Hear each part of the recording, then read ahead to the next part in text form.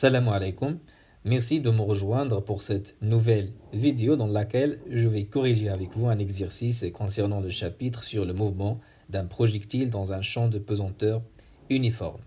Alors cet exercice est extrait de l'examen national 2021, la session de rattrapage pour l'option de sciences physiques. Lisons d'abord l'énoncé de l'exercice.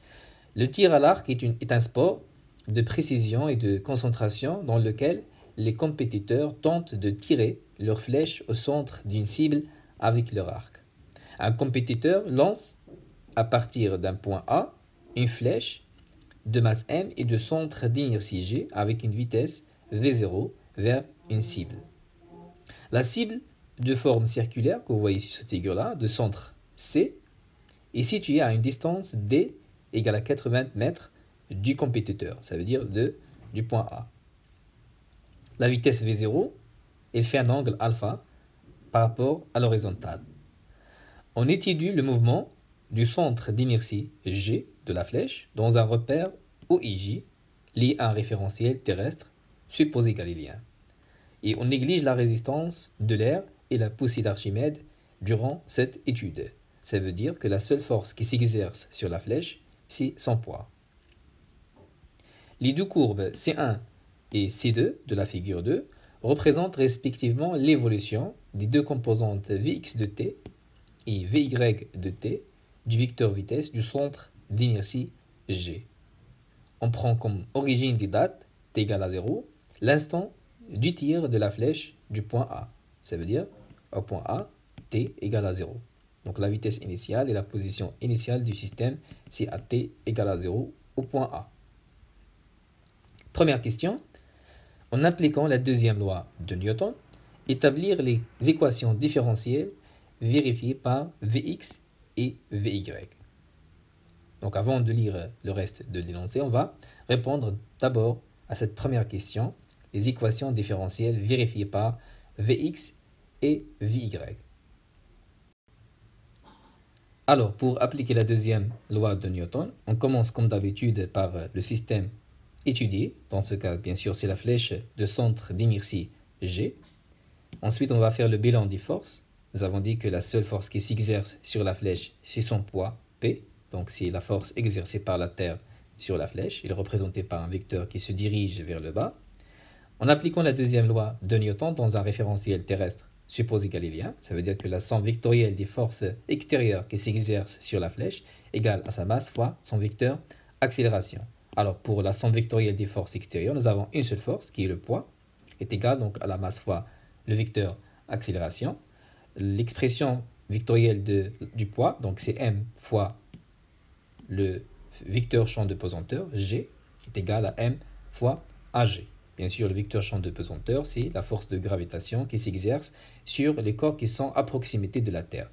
Donc, il est représenté aussi par un vecteur qui se dirige vers le bas, donc vers le centre de la Terre pour être plus précis. Alors, on simplifie ici par m, il nous reste donc l'équation caractéristique de la chute libre. Ça veut dire que l'accélération, ce n'est que le vecteur champ de pesanteur, ce n'est que la force de gravitation. Donc, pour trouver les équations différentielles vérifiées par Vx et Vy, bien sûr, on va projeter cette relation-là sur les axes du repère OIJ. D'accord? Alors, commençons par la projection sur l'axe OX. Alors, pour le vecteur champ de pesanteur G, il est perpendiculaire à l'axe OX, et donc sa projection sur cet axe-là est égale à 0. D'accord? Et tandis que l'accélération, c'est tout simplement l'accélération suivant l'axe X, c'est AX. D'accord? Alors, nous avons AX égale à 0. AX, donc l'accélération suivant X, c'est la dérivée par rapport au temps de la vitesse. Et donc, voici la première équation différentielle vérifiée par Vx. Alors, passons maintenant pour trouver l'équation différentielle vérifiée par Vy en projetant cette relation-là sur l'axe OY. D'accord? Alors, donc, le vecteur champ de pesanteur G, il est parallèle à l'axe OY, mais donc de sens contraire. Et donc, sa projection sur l'axe OY, ça nous donne moins G, donc est égal à l'accélération suivant l'axe Y. AY, d'accord? On va remplacer AY par son expression, ça veut dire la dérivée par rapport au temps de la vitesse. Et donc on trouve finalement l'équation différentielle vérifiée par Vy, qui est donc d de Vy sur dt. Donc j'ai déplacé moins g de l'autre côté, plus g. Donc vous pouvez la laisser comme ça. D'accord? Et on trouve donc l'équation différentielle vérifiée par Vy. Voici la réponse à la première question de cet exercice. Passons à la question numéro 2. Alors, déduire les expressions littérales des équations Vx de t et Vy de t en fonction de V0, alpha et t. Donc ça veut dire ici on va chercher les équations horaires de la vitesse. D'accord? Et pour ce faire, donc pour chercher les équations horaires de la vitesse, la première chose, il faut préciser les conditions initiales. Ça veut dire la vitesse initiale à t égale à 0. D'accord? Autrement dit, donc les coordonnées de ce vecteur V0. Et pour trouver les coordonnées de V0, on va le projeter sur OX et OY. D'accord? Alors commençons par la projection sur OX. Donc ça va nous donner cette distance-là, V0x, qui est le côté adjacent de l'angle alpha. Et donc cosinus de alpha, c'est le côté adjacent divisé par l'hypoténuse, qui est donc la valeur de ce vecteur-là. Donc c'est V0x sur V0. Sa projection sur l'axe OY, ça nous donne cette distance, qui est V0y. Et donc ici nous avons l'angle alpha, ce sont des angles donc alternes internes. Et donc c'est V0y, c'est le côté opposé de l'angle alpha. Donc sinus de alpha, c'est le côté opposé, divisé par l'hypoténuse, qui est V0. D'accord? Et donc, ce qu'on cherche, c'est les coordonnées, donc V0x et V0y. Donc, V0x, c'est V0 cos alpha. V0y, c'est V0 fois sinus alpha.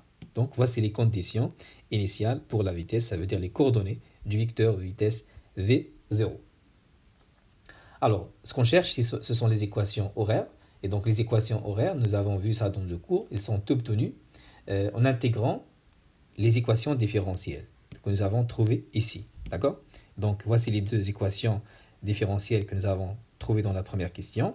Pour donc trouver Vx et Vy en fonction du temps, il faut donc intégrer ces deux relations. Ça veut dire on cherche les primitives. Alors, ici, nous avons la dérivée de la vitesse par rapport au temps est égale à 0. Ça veut dire que la vitesse est une constante, est égale à une constante que je vais appeler K1. Ici, donc, la primitive pour d de Vy, c'est Vy. Et la primitive pour moins g dt, c'est moins gt, plus une constante que je vais appeler K2. Donc, souvent, donc, on appelle les constantes C1 et C2, mais puisque nous avons ici les courbes C1 et C2, donc j'ai changé la notation. Donc, ce sont des constantes d'intégration K1 et K2.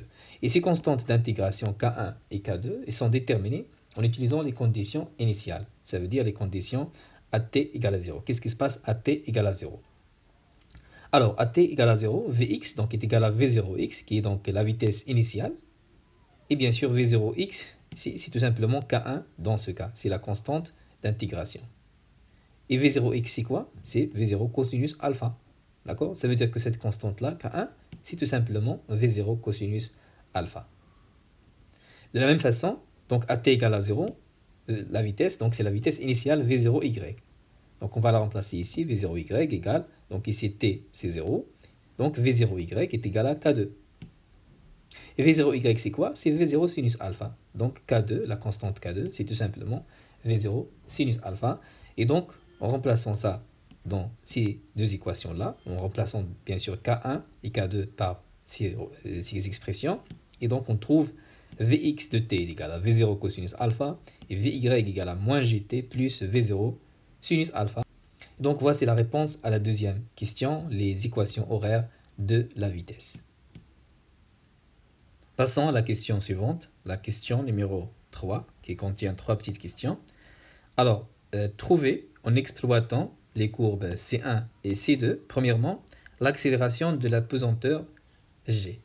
Ça veut dire l'intensité du vecteur champ pesanteur. Alors, nous avons dans cette expression de la vitesse Vy, G, mais donc cette équation-là n'est pas suffisante pour déterminer la valeur de G parce que alpha, ici, donc l'angle alpha, est inconnu. D'accord? D'ailleurs, c'est la question suivante, la question 3.2, si on va déterminer donc la valeur de alpha. Donc, cette équation-là n'est pas suffisante, mais on va l'utiliser avec donc l'une des courbes C1 et C2 pour donc déterminer l'accélération de la pesanteur G. Alors, on va utiliser la courbe C2. Nous avons ici une droite, bien sûr, c'est une droite pour une fonction affine. Donc, une fonction affine d'équation connue. Donc, d'une manière générale, c'est y égale à ax plus b. Donc, y ici, c'est bien sûr l'axe vy. Et x, c'est l'axe du temps. D'accord?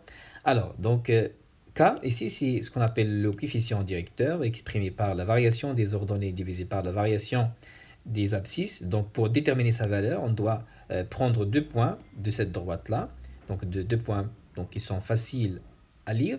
Par exemple, je vais prendre ce point-là, je vais l'appeler le point B, qui a comme abscisse 0 et ordonnée 6. D'accord? Et ce point-là, que je vais appeler le point A, qui a comme abscisse 0,6 et ordonnée 0. D'accord? Donc, on va appliquer ça pour calculer le coefficient directeur. Donc, YB, c'est quoi? C'est 6. YA, c'est 0. Donc, c'est 6 moins 0, divisé par XB, donc qui est 0, moins 0,6, qui est donc XA. Donc, 0 moins 0,6. Alors, en faisant ce calcul, on trouve que K, le coefficient directeur, égale à moins 10 mètres par seconde carré. Donc, remarquez ici qu'il a l'unité d'une accélération et aussi donc de G. G, donc c'est l'intensité de pesanteur. G est égal à A. D'accord?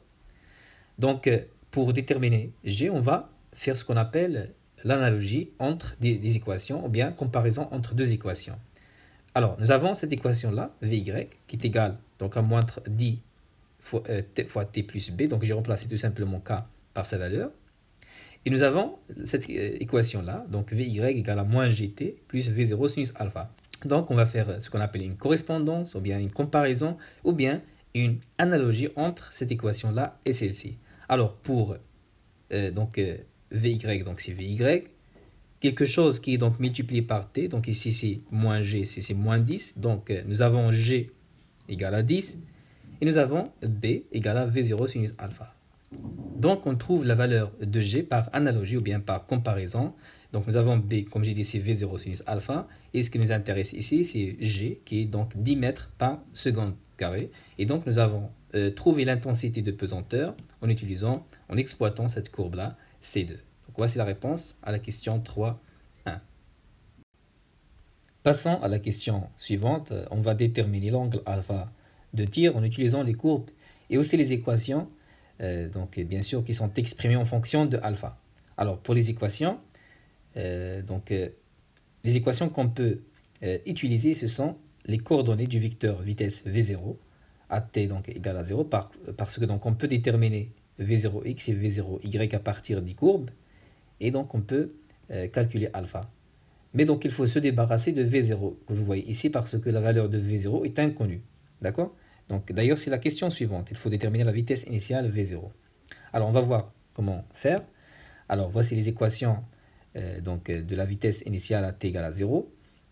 Donc, pour se débarrasser de V0, on doit faire le rapport. On doit calculer le rapport entre V0x et V0y. D'accord?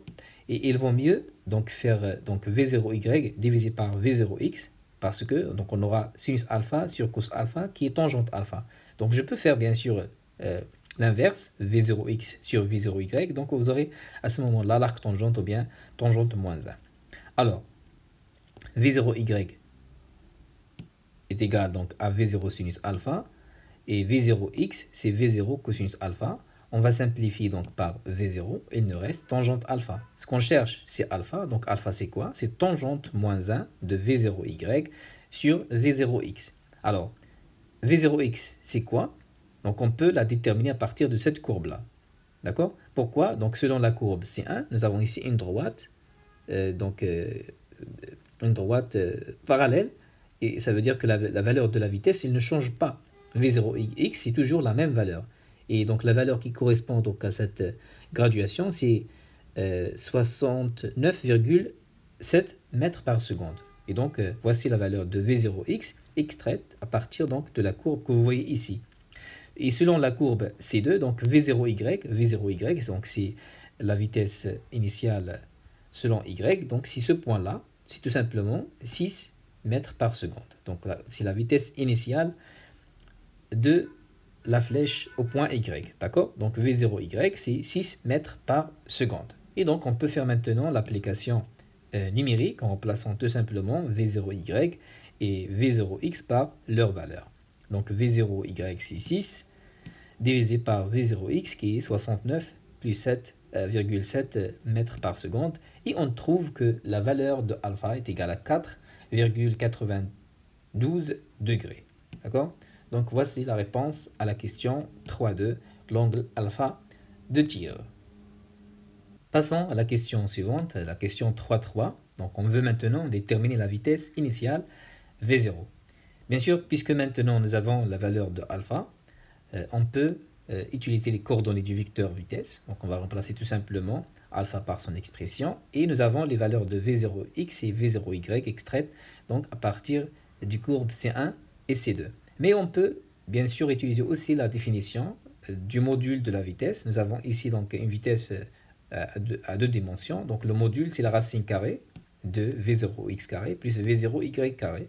Comme j'ai dit, donc les valeurs de V0x et V0y, elles sont extraites à partir des courbes C1 et C2. On va remplacer chaque expression, bien chaque composante par sa valeur numérique. Et on trouve finalement que la valeur de V0, c'est à peu près 70 mètres par seconde. D'accord? Et comme j'ai dit, donc, je peux utiliser ces équations-là. Par exemple, si j'utilise V0 sinus alpha est égal à V0y, donc V0 c'est quoi? C'est V0y divisé par sinus alpha. Et en plaçant par les valeurs numériques de V0y alpha, on trouve donc à peu près 70 mètres par seconde. De la même façon, on peut bien sûr utiliser cette équation-là et vous allez trouver exactement la même valeur pour la vitesse initiale V0. Passons à la dernière question, la question numéro 4. Donc c'est la question la plus difficile de cet exercice. Alors, la flèche atteint la cible en un point E situé sur la verticale qui passe par le centre C. Donc voyons voir ça sur la figure. Voici le point E. Donc, comme vous le voyez, il passe par la verticale passant par le point C. Et bien sûr, l'abscisse de ce point-là, XE, c'est tout simplement la distance D que vous voyez ici. D'accord? Donc on va utiliser cette information plus tard pour répondre à la question qui est de déterminer la vitesse VE de la flèche au point E. Donc on va déterminer la vitesse lorsque la flèche arrive au point E. Alors donc bien sûr on va partir de la définition du module de la vitesse lorsque vous avez deux dimensions. C'est tout simplement la racine carrée des deux composantes de cette vitesse-là, suivant x et suivant y. D'accord? Donc pour déterminer la valeur de VE, il faut chercher VEx et VEy. Commençons par VEx. Alors VEx, on va utiliser tout simplement la courbe C1, parce que donc selon cette courbe, la vitesse suivant OX est constante, elle ne change pas, donc elle est représentée par cette droite-là. D'accord? Et donc VEx est égal à tout simplement à V0x, c'est égal à la vitesse initiale, elle ne change pas. D'accord? Et on va écrire que VEx égale à V0x. Or, V0x est déjà donc, déterminé à partir de la courbe. Donc nous avons dit que c'est 69,7 mètres par seconde. Et voici la valeur de VEx. Maintenant, on passe pour déterminer VEy. Pour VEy, on va utiliser la courbe, disons, C2. Alors, nous avons dit que l'équation de cette droite-là, c'est Vy égale à K fois T plus B. Et par analogie, c'est cette équation-là. Et donc, on va déterminer VEy au point E en remplaçant ici Vy par VEy. Et bien sûr, le temps par TE. Parce que donc c'est l'instant où la flèche arrive au point E, c'est TE. D'accord? Alors, on va partir de cette équation-là pour déterminer VEy. Donc, j'ai remplacé Vy par VEy et T par TE. Donc, le problème ici, c'est que TE est inconnu. Donc, l'instant où la flèche arrive au point E, donc, est inconnu. Pour déterminer TE, donc, on va utiliser les équations horaires, parce qu'on sait que les équations horaires, ce sont des équations qui s'écrivent en fonction du temps. Et donc, on va calculer, disons, l'équation, on va extraire l'équation horaire du mouvement pour le point E. D'accord? Alors, on va déterminer maintenant TE. L'équation horaire de la vitesse est donnée par Vx égale à V0 cosinus alpha. Donc, c'est cette équation-là. D'accord? Et on sait que la vitesse, c'est la dérivée par rapport au temps de la position. D'accord? C'est égal à V0 cosinus alpha. Donc, pour chercher l'équation horaire du mouvement, ça veut dire x de t, il faut tout simplement intégrer. D'accord? Alors, pour dx, c'est tout simplement x de t.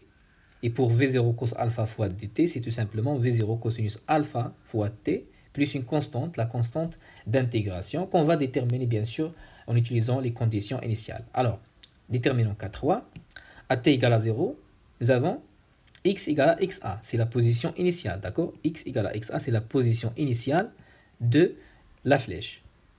Donc, on va remplacer x par xa, donc t c'est 0, donc nous avons xa égale à K3, d'accord?